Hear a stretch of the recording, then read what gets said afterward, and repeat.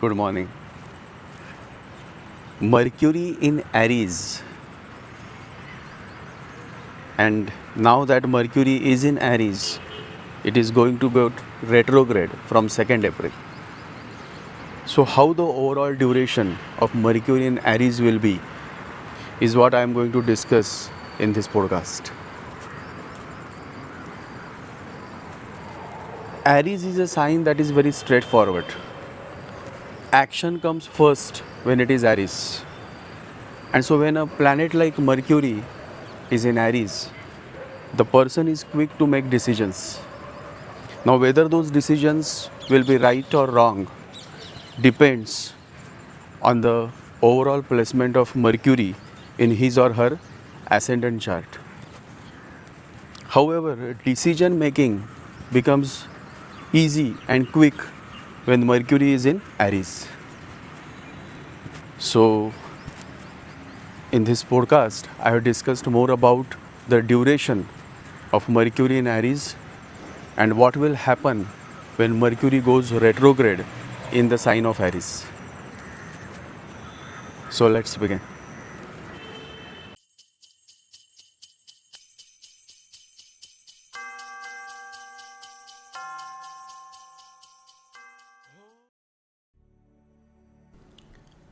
Mercury is one of the most significant planet when it comes to relationship. Whenever Mercury is placed in a difficult house, or Mercury is retrograde, or Mercury is with Rahu or Ketu, relationship tends to suffer. Mercury signifies the processing of the information as well as the application of logic. In simple words, Mercury is just like a software, and the more afflicted Mercury is, the more bugs or errors the software will have. The guru of Rahu is Mercury. And so when Mercury is not in good state, Rahu is also spoiled.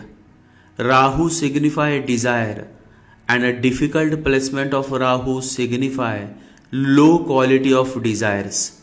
And to satisfy such low qualities of desires, such as falling for lustful thoughts, falling for greediness, being greedy, the brain, that is the software called Mercury, also operates in a way that is not constructive but destructive by nature. And so when a transiting Mercury goes retrograde, it is natural that it impacts the transiting Rahu as well. And so together, a transiting retrograde Mercury and a transiting Rahu becomes the reason for a whole lot of scams, scandals, mess and chaos in your life. The only saving grace in this developing story is the presence of Jupiter, Guru. The presence of Jupiter in Aries along with retrograde Mercury is going to be a lifesaver for many. And so the very first remedy is to start fasting on Thursdays, Guruvar, until Mercury goes direct on 26th of April. So to all my close followers, if you want to save your relationship, if you want to do well in your career during this period of retrograde Mercury, then the most easiest remedy is to strictly fast on every Thursdays, that is from 1st April to 30th April. Recite the verses of the Holy Scriptures on every Thursday. No matter what religion or faith you follow, it is necessary that you read at least one chapter of the Holy Scriptures of your faith during this period. Why you should read the Holy Scriptures of your faith on a daily basis? Because when you read with faith and devotion, your mind is purified, and a purified mind becomes very instrumental in driving a retrograde Mercury in a positive way. The guru of Mercury is Moon. Moon rules over your brain. Moon is the boss of Mercury.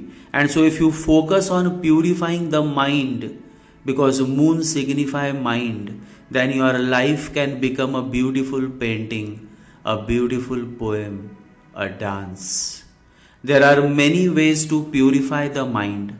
The basic way is to read the holy scriptures on a daily basis with total focus and devotion. The next level is to spend some quality time in doing daily meditations. And the highest level is to do mantra chanting on a daily basis. Mantra chanting is a way to control the wavering mind and to reach to the state where the mind becomes still. To a mind that is still, the whole universe is available, says the Divine Master Lao Tzu. Mohan asked, should we chant the mantra of planets or mantra of gods? It is a good question. You should always give more importance to the mantras dedicated to a certain deity, that is God or Goddess. Because God is above all. And so instead of chanting the mantra of Jupiter planet or Venus planet or Shani planet, if you simply start chanting the mantra of Lord Vishnu, Lord Krishna, Lord Rama, Lakshmi or Hanuman, then it will be more rewarding than otherwise. Chanting the mantras of planets may bring a change in your situation. But what about the change within yourself? What about raising the level of good qualities, guna, within you?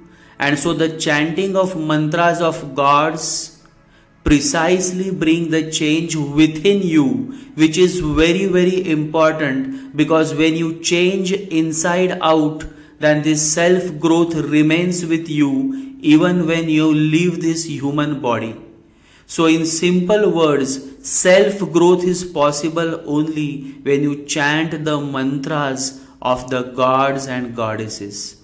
Whereas change in your situation is possible when you chant the mantras of a certain planet. But let's say you became rich, you were poor and now you became rich. But if there is no change in your quality, then what is the point of becoming rich? You will remain as ignorant as you were before. You understand?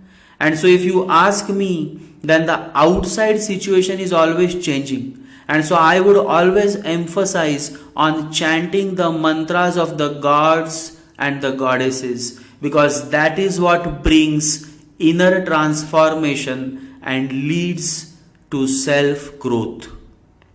And so now when Mercury goes retrograde, it is necessary that you start chanting the Vishnu mantra, the Ganesha mantra more frequently. Om Gam Ganapataye Namaha, Om Gam Ganapataye Namaha, as well as the Vishnu mantra, Om Namo Bhagavate Vasudevaya, Om Namo Bhagavate Vasudevaya. On a daily basis, morning and evening, for a minimum of 20 minutes, I always recommend chanting in small doses, meaning you should not chant a specific mantra for more than 20 minutes, as in that way you can remain more consistent. Mercury will go retrograde on 2nd April and will soon re-enter the sign of Pisces. This journey backwards is simply a second chance for you to re-evaluate a certain matter of your life. And that matter is based on the house ruled by Mercury in your moon chart and ascendant chart.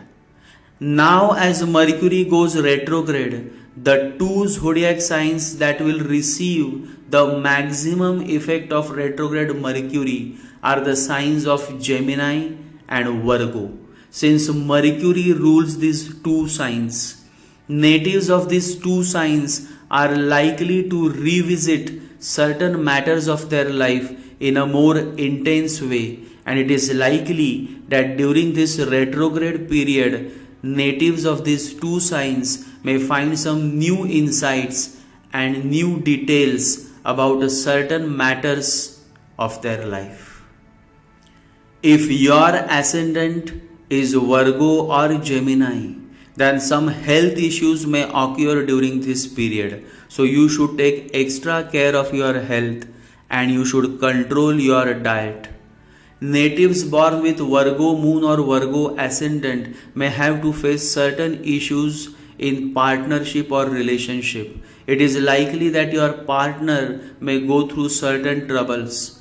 Natives born with Gemini moon and Gemini ascendant may re-evaluate their position at work. Some of you may think of switching to a new company. Some chaos regarding work is possible for natives born with moon in Gemini. Natives born with moon in Pisces or ascendant in Pisces may come across certain challenging situations in regards to relationship partner or business partner. Natives born with moon in Sagittarius or ascendant in Sagittarius may face certain issues regarding home, property matters and mother.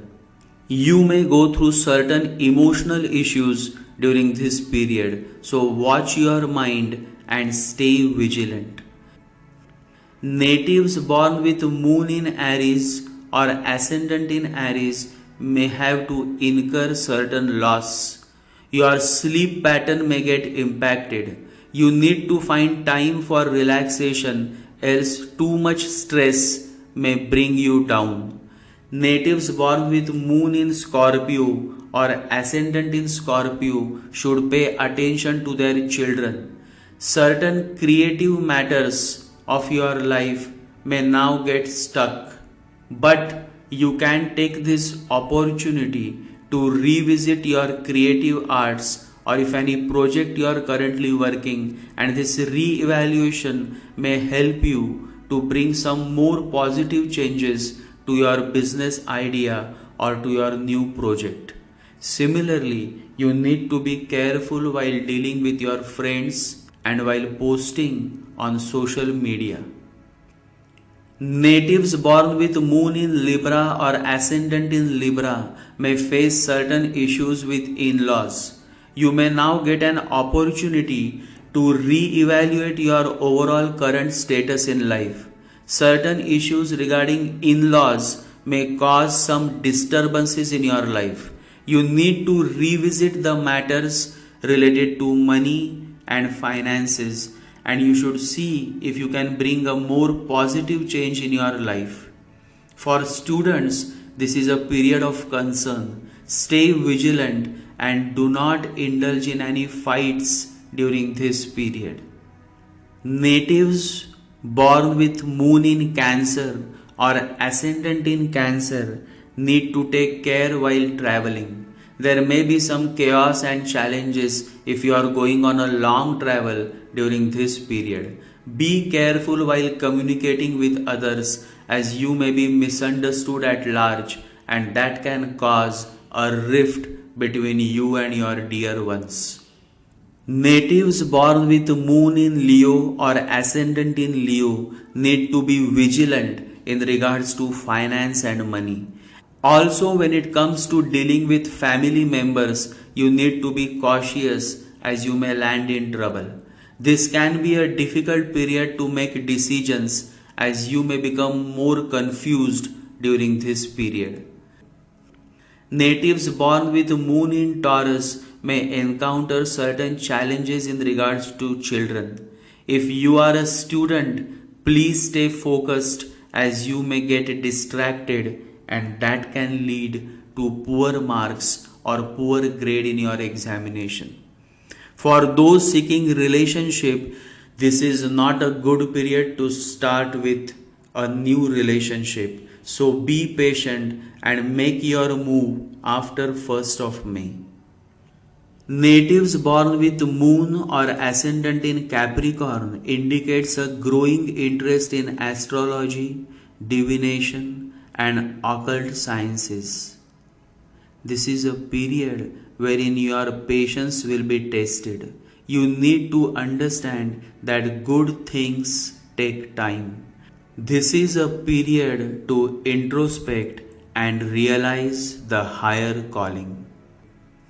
Natives born with moon or ascendant in Aquarius indicates reassessment, re-evaluation and introspection regarding one's values, priorities and relationships. It may encourage individuals to review and reflect on their commitments, investments and shared responsibilities. This period can bring challenges, obstacles or setbacks, particularly in areas related to joint finances, inheritances, and shared resources. It may require patience, caution, and careful planning to navigate through these challenges. So, overall, whenever Mercury goes retrograde, it is a time to pause, rewind, and replay. What happens when you rewind and replay a certain scene in a movie? You tend to derive more details and analysis of that scene. Last month, I was watching a beautiful movie on Netflix starring Tom Hanks, and the name of the movie was A Man Called Otto. It is a beautiful movie of an old man who lost his wife and child and is about to commit suicide when something stops him. You should watch this movie, it is a marvel. So, certain scenes, when you rewind and replay, you learn something new from those scenes or situations. Similarly, whenever Mercury goes retrograde, you are compelled to rewind and replay and reinvestigate certain matters of your life, certain situations of your life, certain relationships of your life. And this going back and reevaluating enlightens you with some new insights that you never would have learned had Mercury never gone retrograde. So we all should be thankful for this celestial event of Mercury going retrograde, as it leads us to more awareness about a certain aspect of our life. Awareness is living life moment to moment. A man of awareness is always living in the present moment. If you ask him about past, he cannot remember. If you ask him about the future, he is not bothered.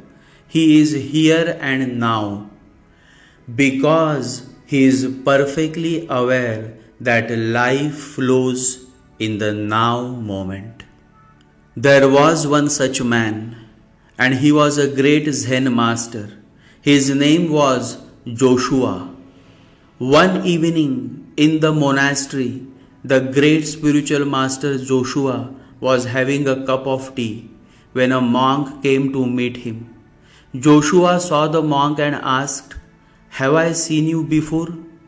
The man said, "No, sir, there is no possibility. I have come for the very first time. I am a stranger. You could not have seen me before."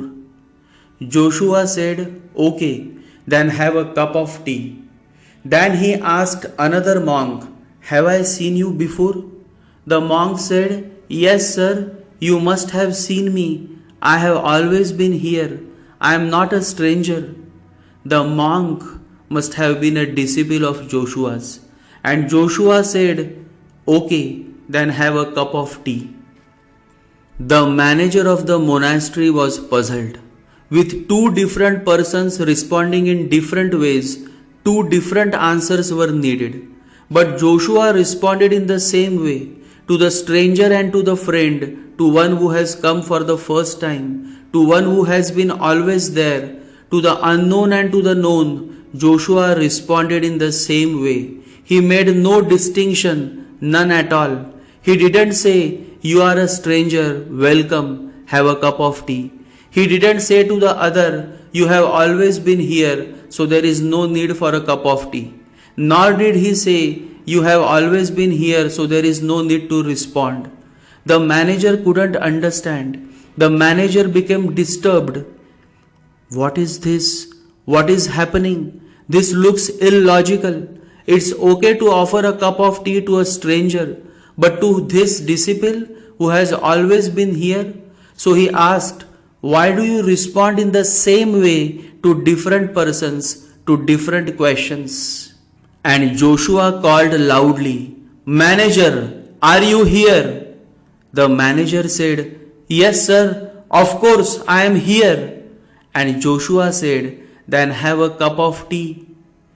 This asking loudly, "Manager, are you here?" is calling his presence, his awareness. Awareness is always new. It is always a stranger, the unknown. The body becomes familiar, not the soul. Never. You may know the body of your wife. You will never know the unknown hidden person. Never. That cannot be known. You cannot know it. It is a mystery. You cannot explain it. When Joshua called, "Manager, are you here?" suddenly the manager became aware. He forgot that he was a manager. He forgot that he was a body. He responded from his heart. He said, "Yes, sir, I am here." The asking loudly was so sudden, it was just like a shock, and it was futile. That's why he said, "Of course, I am here. You need not ask me. The question is irrelevant." Suddenly the past, the old, the mind dropped. The manager was there no more. Simply a consciousness was responding. Consciousness is always new, constantly new. It is always being born. It is never old. And Joshua said, "Then have a cup of tea." The first thing to be felt is that for Joshua, everything is new, strange, mysterious. Whether it is the known or the unknown, the familiar or the unfamiliar, it makes no difference. If you come to this garden every day, by and by, you will stop looking at the trees. You will think you have already looked at them, that you know them. By and by, you will stop listening to the birds. They will be singing, but you will not listen. You will have become familiar. Your eyes are closed, your ears are closed. If Joshua comes to this garden, and he may have been coming every day for many, many lives, and yet he will hear the birds, he will look at the trees, everything, every moment is new for him. That is what awareness means. For awareness, everything is constantly new. Nothing is old, nothing can be old. Everything is being created every moment. It is a continuous flow of creativity. Awareness never carries memory as a burden. This April, retrograde Mercury gives us all yet another opportunity to imbibe more awareness within us. It is a perfect moment to enjoy a cup of tea, and then no matter who comes to you, a stranger or a friend, you can always smile and say, "Have a cup of tea." Always remember, past is no more and future is not yet. Now is the only moment. If you are able to be here and now, if you are living your life by being here and now in this present moment, then in the true sense you are living your life. You are a man of awareness. You are a woman of awareness. And to a man of awareness, every moment is a new moment, because there is no past attached to it, and there is no connection of the future. Always remember, the mind is always in the past or in the future. You are always thinking about the past or you are worried about the future. That is the very nature of the mind. Whereas consciousness is always here and now. So the more and more you come closer to the higher consciousness, you will be able to live your life by being here and now. Be here now. That is the message. Jai Sri Ganesha, Jai Guru.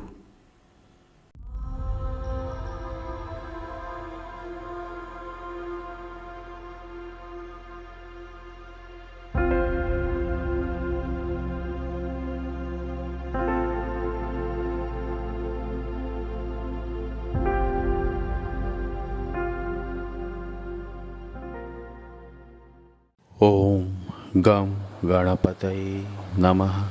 Om Gam Ganapataye Namaha. Om Gam Ganapataye Namaha.